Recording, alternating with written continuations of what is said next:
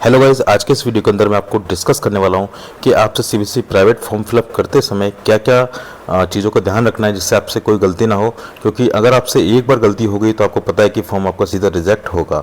ठीक है, तो इसी चीज़ के बारे में आपसे पूरे कंप्लीट बात करने वाला हूँ इस वीडियो के अंदर। और साथ में यही बताऊँगा कि प्रैक्टिकल एग्जाम की जो फीस है वो लगेगी नहीं लगेगी। कई बच्चों को कन्फ्यूजन है कि सर प्रैक्टिकल की हमको प्रैक्टिकल देने नहीं तो फिर फीस किस बात का लगेगी, तो वो भी सारी चीज़ें मैं इस वीडियो के अंदर डिस्कस कर दूंगा, है ना। और साथ ही में जिन बच्चों को अगर फॉर्म फिलअप करवाना हो तो वो हमसे फॉर्म फिलअप भी करवा सकते हैं। आपको स्क्रीन पर नंबर शो हो रहा होगा, इस नंबर पर आप कॉन्टैक्ट करके मुझसे कॉन्टैक्ट कर सकते हैं और अपना फॉर्म फिलअप आसानी से करवा सकते हैं। ठीक है, और अगर आप खुद फिल करना चाहते हो तो मैं आपको बता देता हूँ कि अगर आपसे एक गलती होगी तो बहुत बड़ी फॉर्म आपका रिजेक्ट हो जाएगा और ये साल भी आपका खराब हो जाएगा। ठीक है, तो किन किन मिस्टेक्स से आपको बचना है तो वो चीज़ें आप जान लीजिए। ठीक है, सबसे पहले मैं आपको एक बात बता देता हूँ कि इस नोटिस के अंदर सारी चीज़ें दे रखी हैं, है ना, जो कि आपके लिए काफ़ी ज़्यादा इंपॉर्टेंट है। जैसे मैं बताऊँ, देखो इसमें क्या लिख रखा है, सेंट्रल बोर्ड जो है, देखो फर्स्ट लाइन को पढ़ो, central board of secondary education will hold the examination for the following categories for the private candidate in February, March और अप्रैल 2025। ठीक है, और मेन एग्जामिनेशन मतलब कि जो बच्चे अभी मेन एग्जाम का एग्जाम देंगे ना, जो मेन एग्जाम देने वाले हैं, है ना, उनके साथ ही आपका एग्जाम होगा। ठीक है, सबसे पहली बात तो ये क्लियर कर लो कि आपका एग्जाम किन के साथ होगा, उन्हीं बच्चों के साथ होगा जो भी मेन एग्जाम देंगे, है ना। और उनका जो सिलेबस होगा वही सेम सिलेबस आपका होगा। अब देखो इसके अंदर जो मेन कैटेगरी है वो मैं एक एक पढ़ के आपको सुना देता हूँ और इसका मतलब भी मैं आपको बता देता हूँ, है ना।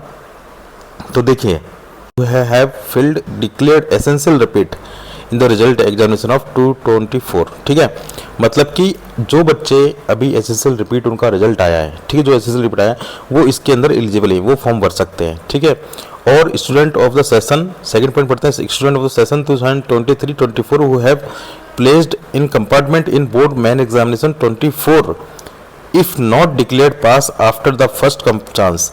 मतलब कि कई बच्चे ऐसे जिनका अभी 2023-24 के अंदर जो भी एग्जाम होता है, 24 का मेन बोर्ड एग्जाम, उसके अंदर वो पास नहीं कर पाए, उनका कंपार्टमेंट लग गया, तो वो बच्चे भी इस चीज़ के लिए एलिजिबल है। ठीक है, आपको सारी इंपॉर्टेंट चीज़ बताऊंगा बच्चों। ठीक है, फिर थर्ड पढ़ते हैं, student of the session 2023-24 who have been placed in compartment in first chance compartment examination, है ना। और कोई बच्चे ऐसे हैं जिन्होंने कंपार्टमेंट दिया फर्स्ट चांस और उसके अंदर वो फेल हो गया, तो फिर से वो दे सकता है। ठीक है, वो भी इस चीज़ के लिए एलिजिबल है। और देखो सबसे मेन इंपॉर्टेंट बात ये है इसके अंदर 21-22-23, मतलब कि वो बच्चे जो 2019 में, है ना, और 2020, 21 और 23 के अंदर अगर वो फेल हो चुके हैं या फिर उनका एसेंशियल रिपीट है रिजल्ट, तो वो बच्चे भी अप्लाई कर सकते हैं। ठीक है, वो कब से कर सकते हैं, 2019 वाले भी, है ना। तो इस चीज़ का विशेष कर ध्यान रखना। कई बच्चे सोचते हैं कि हमको तो 2-3 साल हो गए, हम वैसे फेल हो चुके थे, तो क्या हम इस फॉर्म के लिए एलिजिबल हैं, तो वो बच्चे एलिजिबल हैं। ठीक है, चलिए 6th पॉइंट की बात करता हूँ जो कि काफ़ी ज़्यादा इंपॉर्टेंट है। कई बच्चों को ये डाउट होता है कि सर हम क्या एडिशनल सब्जेक्ट अपना चेंज कर सकते हैं क्या, तो वो चीज़ आपके लिए काफ़ी ज़्यादा इंपॉर्टेंट है। 6th पॉइंट तो क्या लिखा हुआ है, पास्ड आउट स्टूडेंट ऑफ 2023-24, ठीक है, passed out student 2023-24 who wish to appear in additional subject. ठीक है, वो जो बच्चे अपना एडिशनल सब्जेक्ट अपना देना चाहते हैं तो वो इसके अंदर एलिजिबल हैं, वो भी अपना एडिशनल सब्जेक्ट दे सकते हैं। लेकिन इसमें एक शर्त है, कंडीशन है। वो कंडीशन ये है बच्चों कि आप दे तो सकते हो, लेकिन उसके अंदर क्या होना चाहिए, ऐसा सब्जेक्ट आप एडिशनल चूज कर सकते हो जिसके अंदर प्रैक्टिकल नहीं होता है ना, वही जिसके अंदर प्रैक्टिकल नहीं होता वही आप चूज कर सकते हैं। ठीक है, तो ये थी आपके लिए कुछ इंपॉर्टेंट बातें।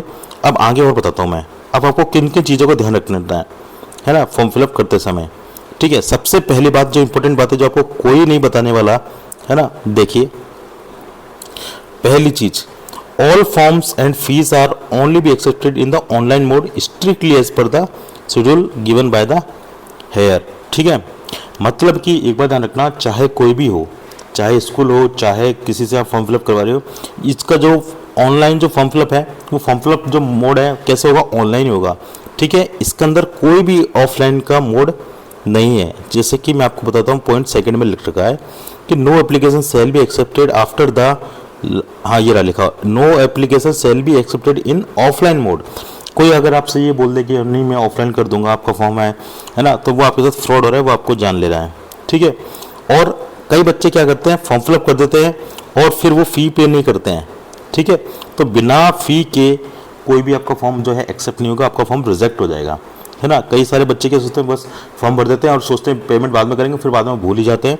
या फिर उनके साथ क्या होता है, वो अपना खुद से पेमेंट करने की ट्राई करते हैं और उनका जो स्टेटस है वो आ जाता है पेंडिंग।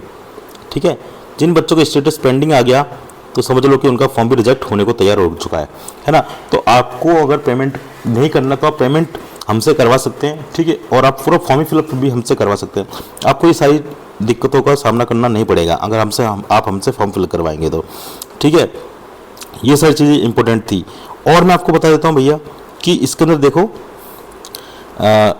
मैं बता दिया कि आप सब्जेक्ट चेंज कर सकते हो, एडिशनल सब्जेक्ट चेंज कर सकते हैं। ठीक है, देखो, और इसके अंदर पहली बात सीधे बात ये है कि ऑनलाइन जो एप्लीकेशन होगा ना, आप फॉर्म फिल करोगे तो एक बात ध्यान रखना भाई कि आप एक बार ही उसमें फॉर्म भर सकते हो। ठीक है, वन एप्लीकेशन फॉर्म, ऐसे नहीं कि आप ये सोचो कि सर मैंने पहले एक कंपार्टमेंट का अपना भर दिया अलग फॉर्म में और दूसरे फॉर्म के अंदर दूसरा कंपार्टमेंट का फॉर्म भर दिया, तो ऐसा बिल्कुल भी नहीं होगा। ये सारी चीज़ गलत है।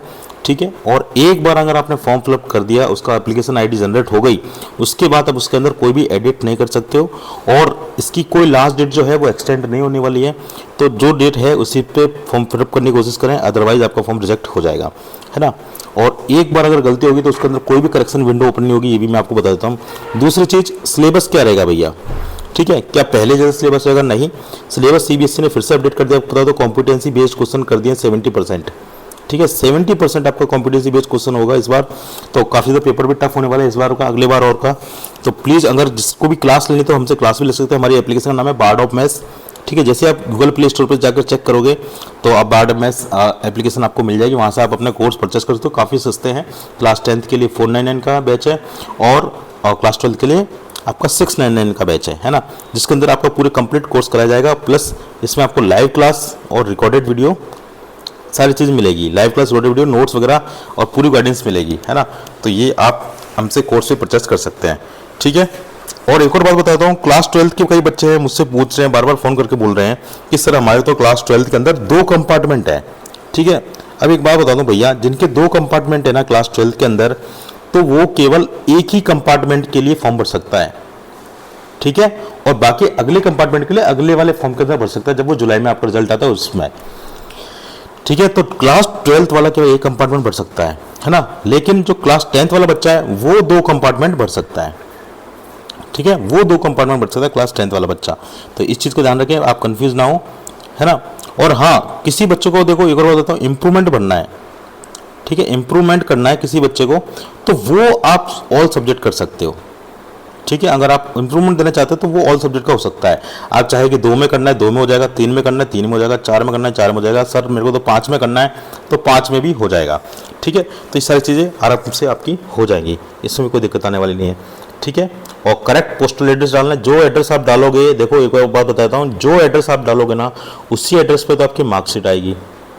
ठीक है, मार्कशीट उसी एड्रेस पे आएगी साथ में, और सेंटर जो है, सेंटर भी उसी एड्रेस के अकॉर्डिंग आएगा। ठीक है, जो कि सीबीएसई बोर्ड डिसाइड करेगा, ना कि आप खुद डिसाइड करोगे, ना ही आपको ऑप्शन मिलेगा सेंटर चूज करने का। ये बात ध्यान रख लेना। कई बच्चे बोल रहे हैं कि नहीं सेंटर चूज करने का ऑप्शन मिलता है, फालतू भड़का रहे हैं, तो ऐसा कुछ भी नहीं है।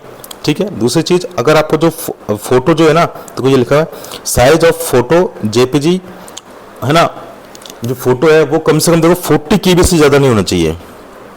ठीक है, और फोटो भी कैसा होना चाहिए, स्कैन्ड फोटो होना चाहिए। मैं यहाँ पे लिखा हुआ दिखा देता हूँ आपको, ये रहा, आपको स्कैन कर कर ही फोटो अपलोड करना है। अगर आप बिना स्कैनर के फोटो अपलोड कर दोगे तो वो भी आपका फॉर्म रिजेक्ट हो जाएगा। ठीक है, और साइज मैंने आपको बता दिया कितना, 40 KB।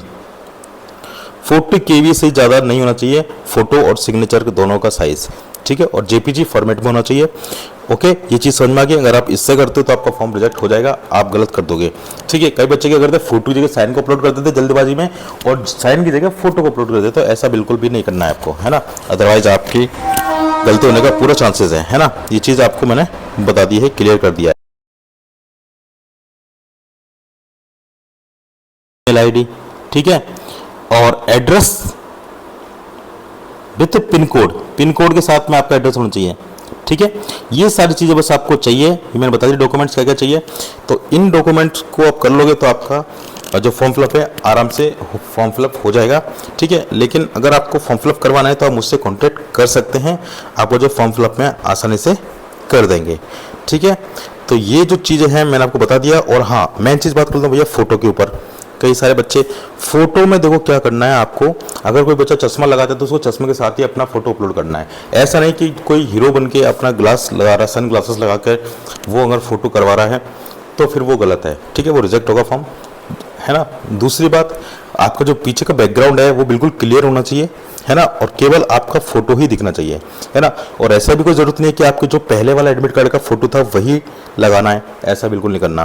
कई बच्चे क्या करते हैं, अपना उनके पास कोई पहले का पासपोर्ट साइज फोटो पड़ा है और उसी फोटो का फोटो खींचकर भेज देते हैं मेरे को फॉर्म फिल करने के लिए, ठीक है, जो कि बिल्कुल गलत है।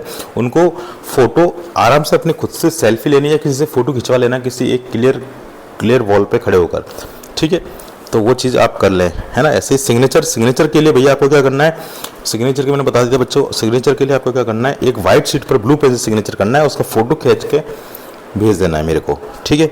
अब देखिए फीस स्ट्रक्चर की बात कर लेते हैं। अब मैं एक और बात कर लेता हूँ, सबसे पहले इंपॉर्टेंट बात कर लेता हूँ मैं प्रैक्टिकल एग्जाम की। तो देखो भैया, प्रैक्टिकल की जो फीस है वो आपकी लगेगी, वो कितनी लगेगी, 150 रुपये पर सब्जेक्ट, ठीक है। 150 रुपीज़ पर सब्जेक्ट प्रैक्टिकल एग्जाम की फीस लग रही है और वो आपको देनी पड़ेगी।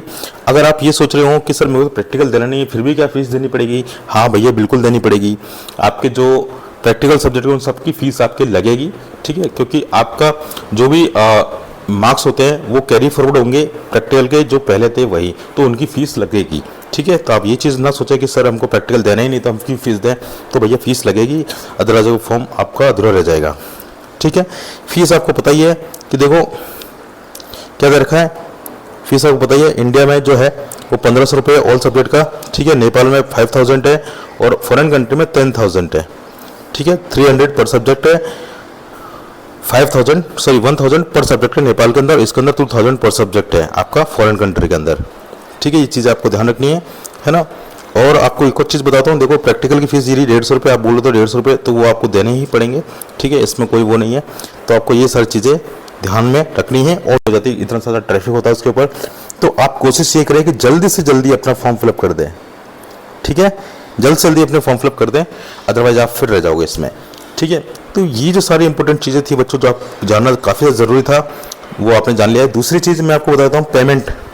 देखो आपको पेमेंट जो करना है सारा ऑनलाइन पेमेंट होगा, ठीक है, वो आपका डेबिट कार्ड क्रेडिट कार्ड किसी से होना चाहिए, लेकिन वो होना कैसा चाहिए, मर्चेंट अकाउंट का होना चाहिए, ठीक है।